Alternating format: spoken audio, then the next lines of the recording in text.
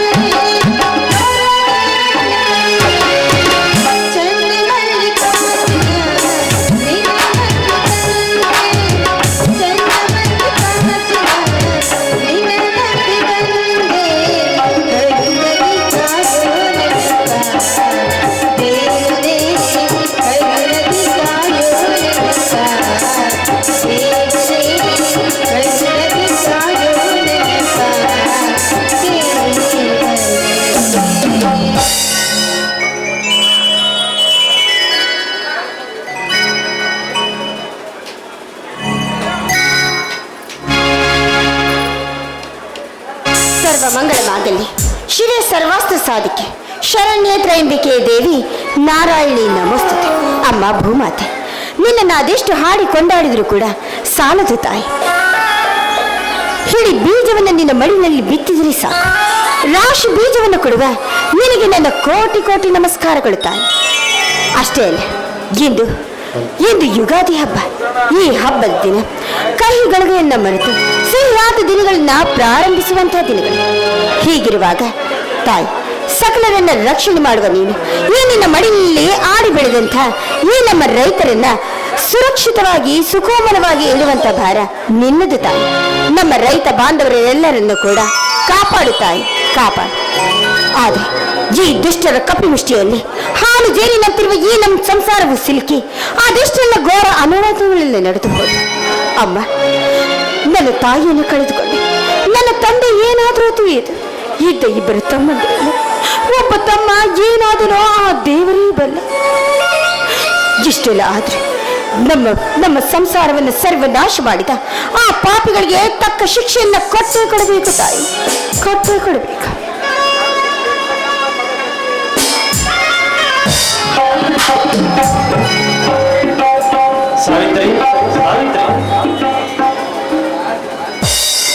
ಬನ್ನಿ ಸ್ವಾಮಿ, ಇದೀಗ ಬಂದ್ರೇನು ನೋಡಿ.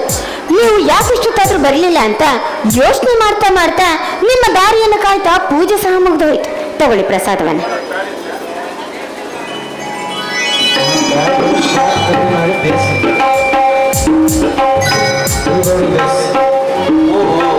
ಇಂದು ಹೊಸ ವರ್ಷ, ಗಾಳಿಯ ಸಂಭ್ರಮ. ಈ ನಾಡಿನ ರೈತರಿಗೆ ಹರ್ಷ ತರುವ ದಿವಸ. ಅಮ್ಮ ಭೂತಾಯಿ, ನಿನ್ನನ್ನೇ ನಂಬಿಕೊಂಡಿರುವ ನಮ್ಮ ಹಳ್ಳಿಯ ಬಡ ರೈತರಿಗೆ ಯಾವ ಕಾಲಕ್ಕೂ ಯಾವ ಕಾರಣಕ್ಕೂ ಯಾವ ತೊಂದರೆಯೂ ಬಾರದ ಹಾಗೆ ಹುಲುಸಾಗಿ ಬೆಳೆ ಕೊಟ್ಟು ಭವಿಷ್ಯದಿಂದ ಕಾಪಾಡು ತಾಯಿ, ಕಾಪಾಡು. ಸ್ವಾಮಿ, ಈ ಭೂತಾಯಿಯನ್ನು ನಂಬಿದ ನಮಗೆ ಈ ಭೂತಾಯಿ ತಾನು ಶ್ರೀರಕ್ಷೆಯಾಗಿರುವಳು. ಅದು ಸಹಿಸಿ ಎಷ್ಟೋ ಜನ ಹಳ್ಳಿಯ ರೈತರು ಈ ಹಳ್ಳಿಯ ಜೀವನವನ್ನು ಮರೆತು ಪಟ್ಟಣದ ಜೀವನವೇ ಸುಖವೆಂದು ತಿಳಿದು ಹಳ್ಳಿಯನ್ನು ಮರೆತು ಪಟ್ಟಣವನ್ನು ಸೇರಿಕೊಳ್ಳುತ್ತಿದ್ದಾರೆ. ಆದರೆ ನಾನು ಮಾತ್ರ ಆಗಲ್ಲ ಸಾವಿತ್ರಿ, ನಾನು ಮಾತ್ರ ಆಗಲ್ಲ. ನಾನು ಈ ಮಣ್ಣಿನಲ್ಲೇ ಹುಟ್ಟಿ ಮಣ್ಣಿನಲ್ಲೇ ಬೆಳೆದು ಇದೇ ಮಣ್ಣಿನಲ್ಲಿ ಹೊನ್ನಿನಂತ ಬೆಳೆಯುತ್ತೇನೆ. ಈ ಜಗತ್ತನ್ನೇ ರಕ್ಷಣೆ ಮಾಡುವ ಈ ಭೂತಾಯಿ ನನ್ನಂತೆ ಕಷ್ಟಪಟ್ಟು ದುಡಿಯುವ ಎಲ್ಲ ರೈತರಿಗೂ ಬಂಗಾರದಂತ ಬೆಳೆ ಕೊಟ್ಟು ರೈತನ ಉಸಿರು ನಾಡಿಗೆ ಹಸಿರು ಎಂಬ ನಾನುಡಿ ಅಚ್ಚಳಿದ ಆಗಿರಲಿ ಎಂದು ಆ ತಾಯಿಯಲ್ಲಿ ಬೇಡಿಕೊಳ್ಳುತ್ತೇನೆ. ಹೌದು ಸ್ವಾಮಿ, ಈ ನಿಮ್ಮ ಮಾತು ಸತ್ಯವೇ. ರೈತರೆಂದರೆ ಈ ಜಗ. ಅದು ಅಲ್ಲದೆ ರೈತ ಹೋದ್ರೆ ಈ ಜಗವೆಲ್ಲ ಬಿಕ್ಕೇಳಬೇಕಾಗುತ್ತೆ. ಅಷ್ಟೇ ಅಲ್ಲ ಸ್ವಾಮಿ, ರೈತ ಕಷ್ಟಪಟ್ಟು ಬೆವರು ಸುರಿಸಿ ದುಡಿದಿರುತ್ತಾನೆ. ಈ ಜಗದಲ್ಲಿರುವ ಜನರೆಲ್ಲ ಮೃಷ್ಟಾನ್ನ ಭೋಜನ ಮಾಡೋದು. ಅದೇ ರೈತರ ಸಮಾವೇಶಕ್ಕೆ ಹೋದ್ರೆಲ್ಲ ಏನಾಯ್ತು ಸ್ವಾಮಿ? ಆಗೋದೇನಿದೆ ಸಾವಿತ್ರಿ?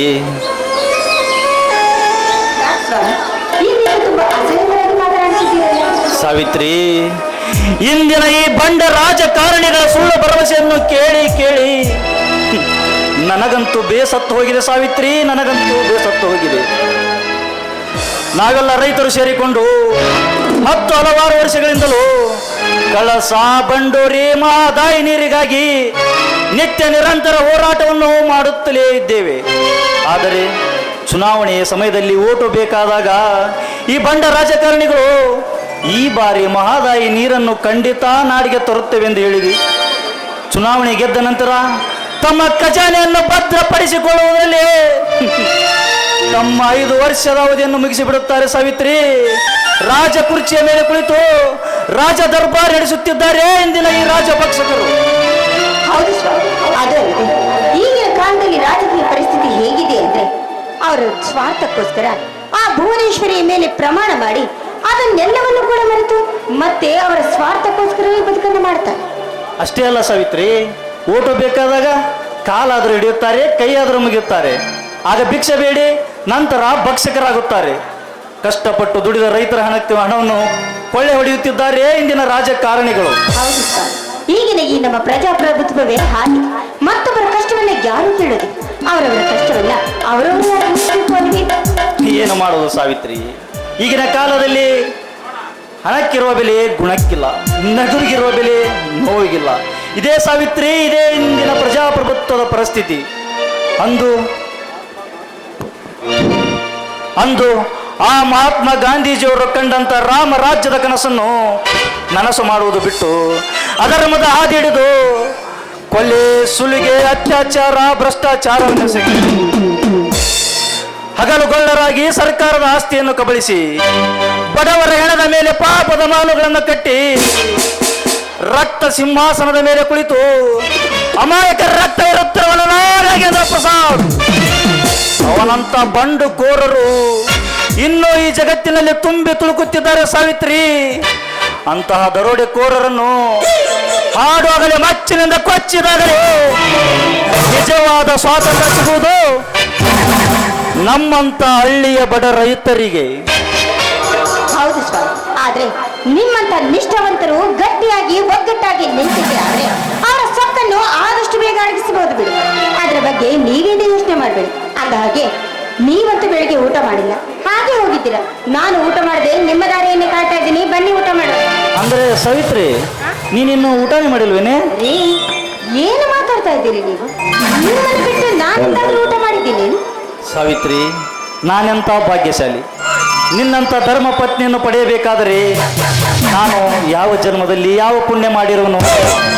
ಸಾವಿತ್ರಿ, ಒಬ್ಬ ಪುರುಷ ಹುಟ್ಟಿ ಬೆಳೆದು ದೊಡ್ಡವನಾಗುವವರೆಗೂ ತನ್ನ ತಾಯಿಯ ಪ್ರೀತಿ ವಾತ್ಸಲ್ಯದಲ್ಲಿ ಬೆಳೆಯುತ್ತಾನೆ. ಅದೇ ದೊಡ್ಡವನಾಗಿ ಮದುವೆಯಾದ ನಂತರ ಅದೇ ಮಮಕಾರ ವಾತ್ಸಲ್ಯವನ್ನು ತನ್ನ ಹೆಂಡತಿಯಲ್ಲಿ ಕಾಣುತ್ತಾನೆ. ಸಾವಿತ್ರಿ, ಇಂದು ನಾನು ಆ ಎಲ್ಲ ಗುಣಗಳನ್ನು ನಿನ್ನಲ್ಲಿ ಕಾಣುತ್ತಿದ್ದೇನೆ. ನೀನು ನನ್ನ ಧರ್ಮ ಪತ್ನಿಯಾಗಿ ಈ ನನ್ನ ಸಾವಿತ್ರಿ, ನೀನು ನನ್ನ ಧರ್ಮ ಪತ್ನಿಯಾಗಿ ಈ ನನ್ನ ಹೆಗಲಿಗೆ ಹೆಗಲು ಕೊಟ್ಟು ದುಡಿಯುತ್ತೀರಿ. ಆದರೆ ಸಾವಿತ್ರಿ, ನನ್ನಿಂದಲೇ ನಿನಗೆ ಯಾವ ಸುಖವೂ ಸಿಗಲಿಲ್ಲ. ಎಂಥ ಮಾತನ್ನ ಮಾತಾಡ್ತಾ ಇದ್ದೀರಿ ಸ್ವಾಮಿ? ನೋಡಿ, ಒಂದು ಹೆಣ್ಣು ತಾನು ಸಂತೋಷವಾಗಿ ಬದುಕಬೇಕು ಅಂದ್ರೆ ಅವಳಿಗೆ ಬಂಗಾರದ ಅವಶ್ಯಕತೆ ಇಲ್ಲ, ಅವಳ ಬಾಳ ಬಂಗಾರವಾಗಬೇಕು ಅಷ್ಟೇ. ಆದ್ರೆ ಬಂಗಾರದಂತ ಪತಿ ನಿಮ್ಮನ್ನು ನನಗೆ ದಯಪಾಲಿಸಿದನಲ್ಲ, ಅದೇ ನಿಜವಾಗಿ ನಾನೇ ತಿಳಿಯುತ್ತಳಲ್ವೇ? ಹಾ, ಅದೆಂಥ ವಿಶಾಲ ಹೃದಯದ ಅದೆಂಥ ವಿಶಾಲ ಹೃದಯ ಸಾವಿತ್ರಿ ನಿನ್ನದು. ಈಗಿನ ಕಾಲದಲ್ಲಿ ಕಟ್ಟಿಕೊಂಡ ಗಂಡನನ್ನೇ ಗುಲಾಮನನ್ನಾಗಿ ಮಾಡಿಕೊಂಡು ತಾವು ಗುಲಾಮನ ಹೆಂಡತಿಯಾಗಿ ಬದುಕುತ್ತಾರೆ. ಆದರೆ ನೀನು ಮಾತ್ರ ಹಾಗಲ್ಲ ಸಾವಿತ್ರಿ, ನೀನು ಮಾತ್ರ ಹಾಗಲ್ಲ. ನೀನು ಈ ನನ್ನ ಬಾಳಿನ ಆರಾಧ್ಯ ದೇವತೆ. ಸುಂದರವಾದ ಕವಿತೆಯನ್ನು ರಚಿಸಲು ಸುಂದರವಾದ ಹೆಣ್ಣಿರಬೇಕೆನ್ನುತ್ತಾರೆ. ಆದರೆ ಸೌಂದರ್ಯದಲ್ಲಾಗಲಿ ಆಂತರ್ಯದಲ್ಲಾಗಲಿ ಯಾರಿಗಿಂತಲೂ ಕಮ್ಮಿ ಇಲ್ಲದ ನೀನು ಈ ನನ್ನ ಬಾಳಿನ ಭಾಗ್ಯದ ಜ್ಯೋತಿ. ಹಾ ಹಾ ಹಾ, ಸಾಕ್ ಮಾಡಿ ಇನ್ನ ಹೋಗ್ಲಿಕ್ಕೆ ಮಾತು. ಇದೇ ರೀತಿ ವರ್ಣನೆ ಮಾಡ್ತಾ ಇರ್ತೀರೋ ಅಥವಾ ಊಟಕ್ಕೆ? ಸಾವಿತ್ರಿ, ನಿನ್ನನ್ನು ನೋಡಿದ ಮೇಲೆ ನನಗೇಕೋ ಹಸಿವೆ ಹಿಂಗೋ ಹೇಳ್ತು ಕಣೆ. ಅಯ್ಯೋ ದೇವ್ರೆ, ಅಡಿಗೆನೇ ಮಾಡ್ತಾ ಇರ್ಲಿಲ್ವೇ? ಬಾ, ಇಗೋ ಬಾ ಇಲ್ಲಿ. ಏನ್ ಹೇಳಿ? ನೋಡಲ್ಲಿ ಆ ಆಕಾಶದಲ್ಲಿ ಹಾರಾಡುತ್ತಿವೆ ಹಕ್ಕಿಗಳು, ಮಿನುಗುತ್ತಿವೆ ನಕ್ಷತ್ರಗಳು, ಬೆಳಗುತ್ತಿವೆ ದೀಪಗಳು. ಅವುಗಳಂತೆ ನಾವು ಕೂಡ ಒಂದಾಗಿ ಪ್ರೇಮವೆಂಬ ಕಡಲಿನಲ್ಲಿ ಹಾಯಾಗಿ ಅಲೆದಾಡಬೇಕೆಂದರೆ ಹೊರಹೊಮ್ಮಲಿ ನಿನ್ನ ಮಧುರ ಕಂಠದಿಂದ ಒಂದು ಸುಮಧುರ ಗಾನ. ಸ್ವಾಮಿ, ಕವಿ ಕಲ್ಪನೆಗೆ ಕೊನೆ ಆ ರವಿ ನಿತ್ಯವೂ ಕೂಡ ಬೆಳಗಿರಬೇಕು. ಅದರಂತೆ ನಿಮ್ಮಿಚ್ಛೆಯಂತೆ ನಾನು ಖಂಡಿತವಾಗಿ ಹಾಕ್ತೇನೆ. ನಿನ್ನಂತ ಶ್ರೀಮತಿ ಕೈ ಹಿಡಿದಾಗ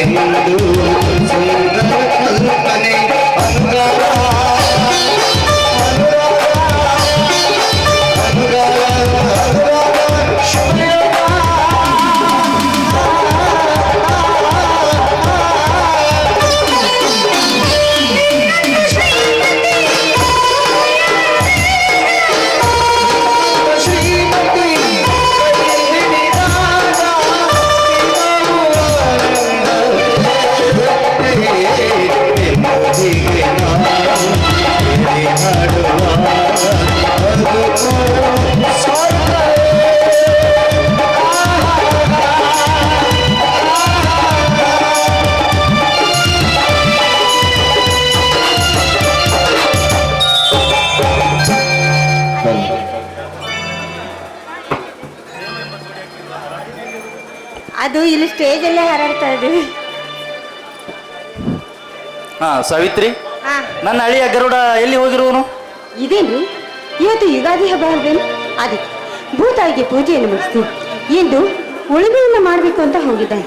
ನೋಡಿ, ನೆನೆದವರ ಮನದಲ್ಲಿ ಮತ್ತೆ ನನ್ನ ತಮ್ಮ ಗರುಡ ಬರ್ತಾ ಇದ್ದಾನೆ.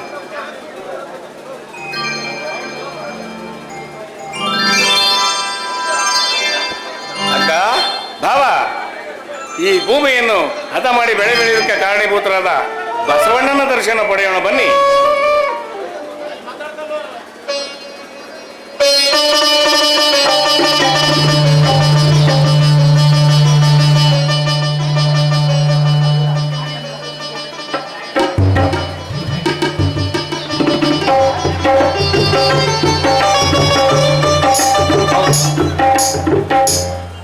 ಹೌದು ಗರುಡ, ನಿನ್ನ ಮಾತು ನಿಜ.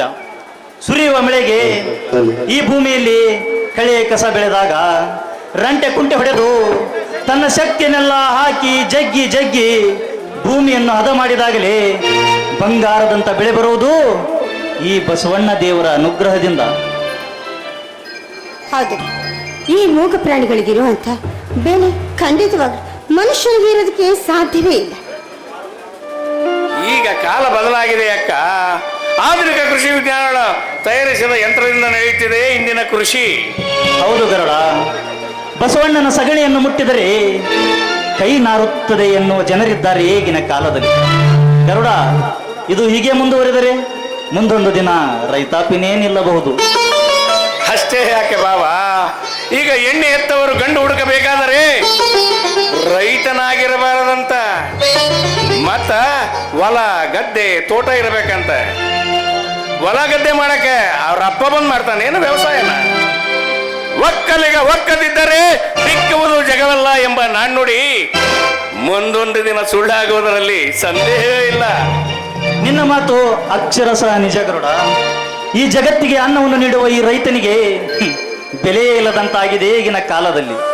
ಎಂಥ ಮಾತನ್ನ ಮಾತಾಡ್ತಾ ಇದ್ದೀರಿ ನೀವು? ಅವರವರ ಬೆಲೆ ಖಂಡಿತವಾಗ್ಲೂ ಅವರವರಿಗೆ ಇದ್ದೇ ಇರುತ್ತೆ. ಹಾಗಂತ ಹೇಳಿ ಆ ದುಡ್ಡಿರೋರಿಗೆ ಆ ದುಡ್ಡು ಕಾಪಾಡುತ್ತೆ ಹೊರತು ಗುಣವಿರೋರಿಗೆ ದೇವರೇ ಕಾಪಾಡ್ತಾನೆ ಕಣ್ರಿ. ದೇವರು ಎಲ್ಲಿದ್ದಾನಕ್ಕ ನಿನ್ನ ಕಲ್ಲು ದೇವರು?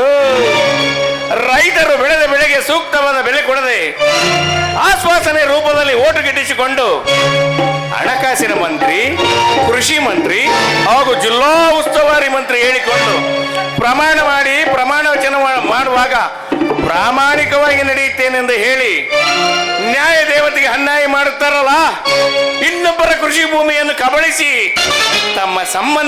ತಮ್ಮ ಸಂಬಂಧಿಕರ ಹೆಸರಿಗೆ ಮಾಡುತ್ತಾರಲ್ಲ ಇಂದಿನ ಭ್ರಷ್ಟ ರಾಜಕಾರಣಿಗಳು. ಅವರಿಗೇನು ಮಾಡಿದ್ದಾನಕ್ಕ ನಿನ್ನ ಕಲ್ಲು ದೇವರು?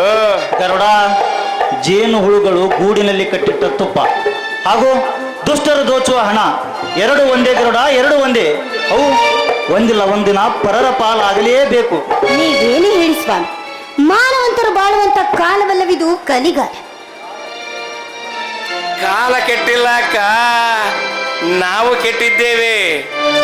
ಸೂರ್ಯ, ಚಂದ್ರ, ಭೂಮಿ, ಆಕಾಶ ಎಲ್ಲವೂ ಮೊದಲಿನಂತಿವೆ.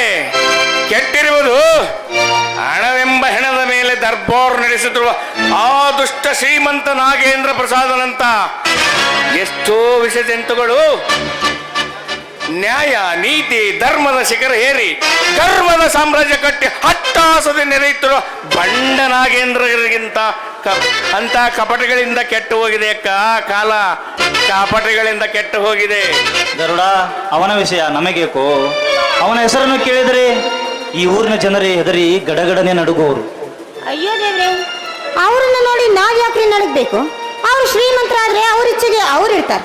ಅವರನ್ನು ನೋಡಿ ಹೆದರುವಂತ ಅಗತ್ಯ ನಮಗೇನು ಬಂದಿಲ್ವಲ್ಲ.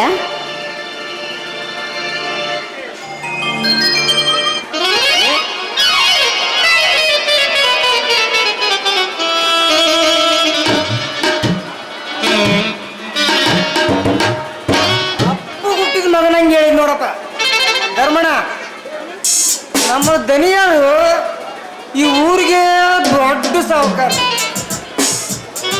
ನಮ್ಮ ದನಿಯಾರು ಹೇಳಂಗ ಒಂದು ಹುಲ್ಕಡ್ಡಿನೂ ಅಲ್ಲಾಡಲ್ಲ ಅಂತದ್ರಾಗ ಅವ್ರನ್ನ ಯಾರ ಎದುರು ಹಾಕ್ಯಂದ್ರು ಅಂದ್ರ ಮುಗಿದು ನೋಡಪ್ಪ.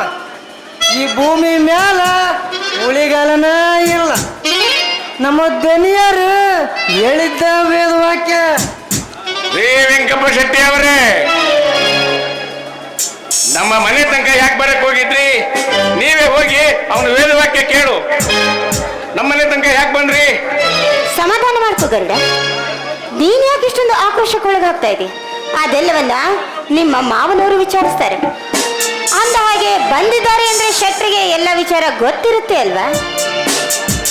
ಅದೆಲ್ಲ ನನಗೇನು ಗೊತ್ತಿಲ್ಲಮ್ಮ ಸಾವಿತ್ರಮ್ಮ. ನಮ್ಮ ಸಾವುಕಾರರು ಧರ್ಮವಂತ ಕರ್ಕೊಂಬಂತ ಹೇಳಿ ಕಳಿಸಿದ್ರು, ಅದಕ್ಕೆ ಬಂದಾನ. ಬರೋದು ಬಿಡೋದು ಅವ್ರಿಗೆ ಬಿಟ್ಟಿದ್ದವ. ನಮ್ಮ ಹತ್ರ ಏನ್ ಕೆಲಸ ರೀ ವೆಂಕಪ್ಪ ಶೆಟ್ಟಿ ಅವರೇ? ನಿಮ್ ಸಾವುಕಾರಂದು ತಮ್ಮ ಕೆಲಸ ಇದ್ರ ಅವ್ರನ್ನ ಬಂದು ಭೇಟಿಯಾಗಲಿ ಹೇಳೋಗು. ವೆಂಕಪ್ಪ ಶೆಟ್ಟಿ ಅವರೇ, ನಮ್ಮ ಹತ್ತಿರ ನಿಮ್ಮದೇನಾದರೂ ಕೆಲಸವಿತ್ತೆ? ಸುಮ್ಮನೆ ನಾ ಯಾಕೆ ಬರ್ಲು ತಮ್ಮ? ಏನಾರ ಕೆಲಸ ಇದ್ರಷ್ಟ ಈ ವೆಂಕಪ್ಪ ಶೆಟ್ಟಿ ಪ್ರವೇಶ ಮಾಡ್ತಾನೆ. ಇಲ್ಲ ಅಂದ್ರ ನಿಮ್ಮ ಮನೆ ತನಕ ನಾ ಯಾಕೆ ಬರ್ಲು ತಮ್ಮ? ನಮ್ಮ ಸಾವುಕಾರ ನಿನ್ ಕರ್ಕೊಂಬಂತ ಹೇಳಿ ಕಳ್ಸ್ಯಾರ ನೋಡಪ್ಪ. ನಮ್ಮ ಹತ್ರ ಏನ್ ಕೆಲಸ ರೀ ವೆಂಕಪ್ಪ ಶೆಟ್ಟಿ ಅವರೇ? ನೀನ್ ಸಾವುಕಾರಂದು ತಮ್ಮ ಕೆಲಸ ಇದ್ರ ತಮ್ಮನ್ನ ಬಂದು ನಮ್ಮ ಮಾವನ್ ಭೇಟಿ ಹಾಕಲಿ ಹೋಗು. ಹಂಗೆ ಯಾಕೆ ಮಾತಾಡ್ತೀಯೋ ತಮ್ಮ? ಏನೋ ನಮ್ಮ ಸಾವುಕಾರು ಜಮೀನಿ ಸುದ್ದಿ ಮಾತಾಡಕ ಕರ್ಕೊಂಬಂತ ಹೇಳಿ ಕಳ್ಸ್ಯಾರ. ಅದೇನು ಹಂಗ ಬಂದು ಮಾತಾಡ್ಕೊಂಡ್ ಬಂದ್ಬಿಡೋದು ಬಾರಪ್ಪ ಧರ್ಮಣ.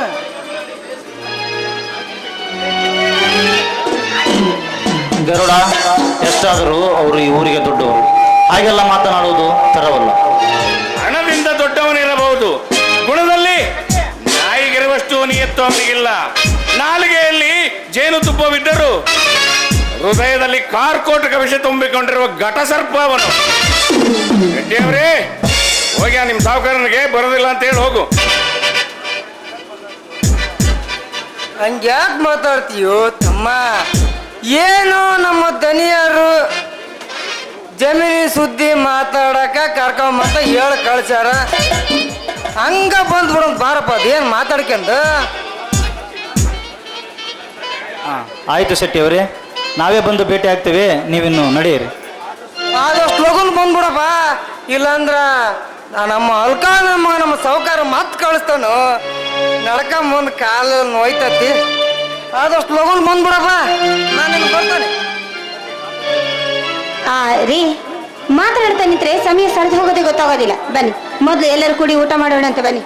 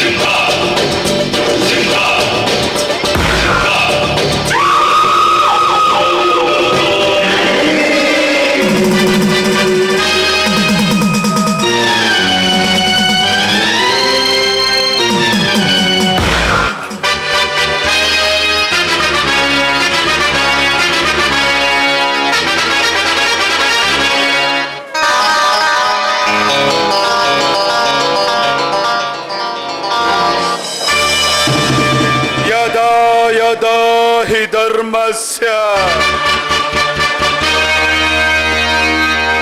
ग्लानिर्भवति भारत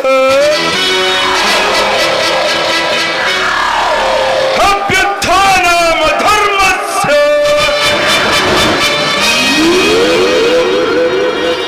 तदात्मानं सृजाम्यहम्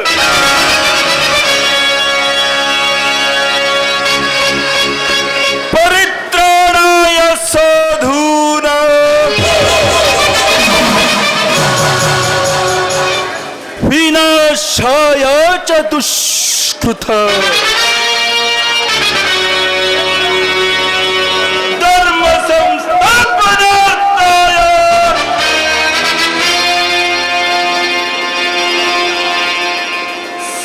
संभवामि युगे युगे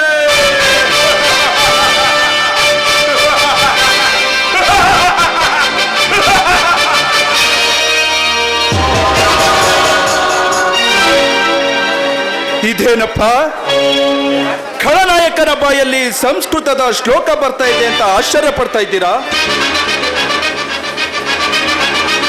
ಇದರ್ಥ ಏನ್ ಗೊತ್ತಾ? ಈ ಜಗದಲ್ಲಿ ಅನ್ಯಾಯದ ಅಟ್ಟಹಾಸ ಹೆಚ್ಚಾದಾಗ, ಅಧರ್ಮ ತಾಂಡವಾಡ್ತಿರುವಾಗ, ನಮ್ಮಂತ ಕಾಳಧನಿಕರ ದಬ್ಬಾಳಿಕೆ ಹೆಚ್ಚಾದಾಗ ಆ ದೇವರು ಯಾವ್ದಾದ್ರು ರೂಪದಲ್ಲಿ ಹುಟ್ಟಿ ಬರ್ತಾನಂತ.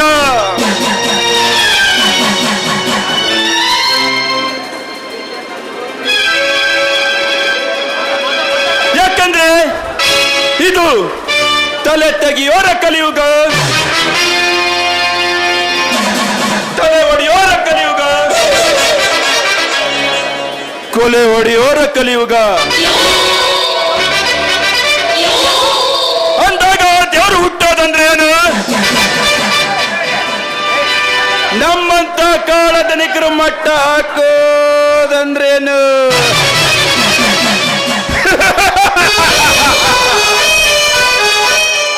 ಸಾಧ್ಯನೇ ಇಲ್ಲ.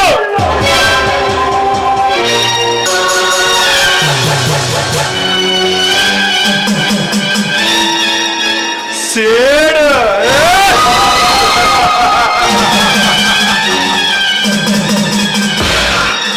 ಸೇಡ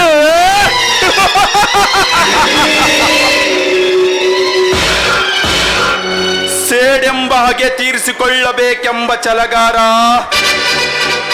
ಈ ಕೀರ್ತಿ ರಾಜ.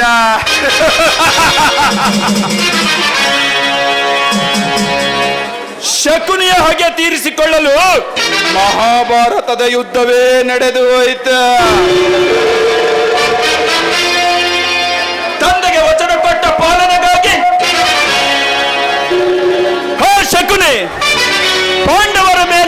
ಮೋಸದ ಬೀಜ ಬಿತ್ತಿ ಕುರುಕ್ಷೇತ್ರ ಯುದ್ಧ ನಡೆಯುವಂತೆ ಮಾಡಿದ ಆ ದ್ವಾಪರ ಯುಗದ ಶಕುನಿ ಈ ಕಲಿಯುಗದಲ್ಲಿ ನನ್ನ ತಂದೆಗೆ ಮೋಸ ಮಾಡಿ ನನ್ನ ತಂದೆಯನ್ನು ಕೊಲೆಗೈದು ಅಟ್ಟಹಾಸದಿ ಮೆರವ ನಿನಗೆ ಯಮಲೋಕದ ದಾರಿ ನಾನು ತೋರಿಸುವೆ.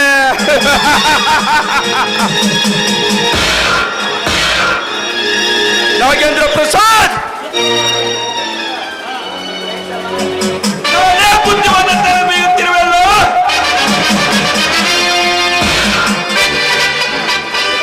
ಭಿಕ್ಷುಕರಂತೆ ತುತ್ತು ಅನ್ನಕ್ಕಾಗಿ ಬೀದಿ ಬೀದಿ ಅಲೆಯುವಂತೆ ಮಾಡದಿದ್ದರೆ ನನ್ನ ಹೆಸರು king of the king Shamanur ಹುಲೆ, ಕಿರಾತಕ ಕೀರ್ತಿರಾಜನೇ ಅಲ್ಲ.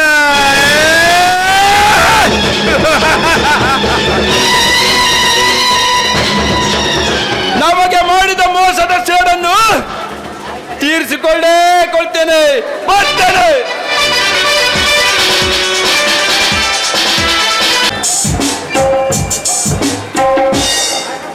ಎಲ್ಲಿರುವನು ಆ ದೇವರು? ಕರುಣೆ ಇಲ್ಲದ ಕಟಕ ಅವನು ಇದ್ದಿದ್ದೇ ನಿಜವಾಗಿದ್ದರೆ ನಾನು ಅನಾಥನಾಗಿ ಬೀದಿ ಬೀದಿ ಅಲೆಯುವಂತೆ ಮಾಡುತ್ತಿರಲಿಲ್ಲ. ಈ ಪ್ರಪಂಚದಲ್ಲಿ ನನ್ನವರೆಂದರೆ ಅದುವೇ ಕನ್ನಡಿ ಮಾತ್ರ. ಯಾಕೆಂದರೆ ಆ ಕನ್ನಡಿಯ ಮುಂದೆ ನಿಂತು ಅತ್ತಾಗ ಅದು ಅಳುವುದೋ ಹೊರತು ನಗುವುದಿಲ್ಲ. ನನ್ನ ಜೀವನವೇ ಸೂತ್ರವಿಲ್ಲದ ಗಾಳಿ ಪಡೆದಂತಾಗಿದೆ ಅಮ್ಮ, ಗಾಳಿ ಪಡೆದಂತಾಗಿದೆ. ದುಃಖವನ್ನು ಹಂಚಿಕೊಳ್ಳಲು ತಾಯಿಯ ಮಡಿಲಿರಬೇಕು, ಬದುಕಲ್ಲಿ ಮಾರ್ಗದರ್ಶನವಾಗಿ ತಂದೆ ಇರಬೇಕು, ಕಷ್ಟ ಸುಖ ಹಂಚಿಕೊಳ್ಳಲು ಕರುಳು ಬಳ್ಳಿಯ ಸಂಬಂಧಿ ಅಕ್ಕ ತಂಗಿಯರಿರಬೇಕು. ಏನೇ ಆಗಲಿ ನಾನಿದ್ದೇನೆ ಎನ್ನಲು ಅಣ್ಣ ತಮ್ಮಂದಿರಬೇಕು. ಅದಕ್ಕೆ ಬಲ ಬರುವುದು. ಆದರೆ ನನಗೆ ರಕ್ತ ಸಂಬಂಧವೆನ್ನುವುದೇ ಗೊತ್ತಿಲ್ಲದಂತಾಗಿದೆ ಅಮ್ಮ, ಗೊತ್ತಿಲ್ಲದಂತಾಗಿದೆ. ಅಮ್ಮ ತಾಯಿ ಜನ್ಮದಾತೆ, ನಿನ್ನ ಗರ್ಭದಲ್ಲೇ ಗುಡಿ ಕಟ್ಟಿ 9 ತಿಂಗಳು ಲಾಲನೆ ಪಾಲನೆ ಮಾಡಿ ಈ ಭೂಮಿಗೆ ಒಗೆದು ಕಣ್ಣು ಮರೆಯಾದೆಯೇನಮ್ಮ, ಕಣ್ಣು ಮರೆಯಾದೆಯ. ನಿನ್ನ ಎತ್ತವರನ್ನು ನೀನೇ ಹುಡುಕಿಕೋ ಎಂದು ನನ್ನ ಬಿಟ್ಟು ಹೋದೆಯ ತಾಯಿ.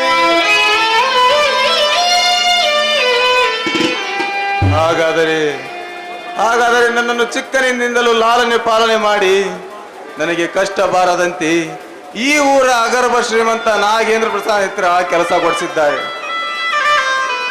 ಅವನು ಮಾಡುವ ಕಾರ್ಯ ನನಗೇಕೂ ಸರಿ ಕಾಣುತ್ತಿಲ್ಲ.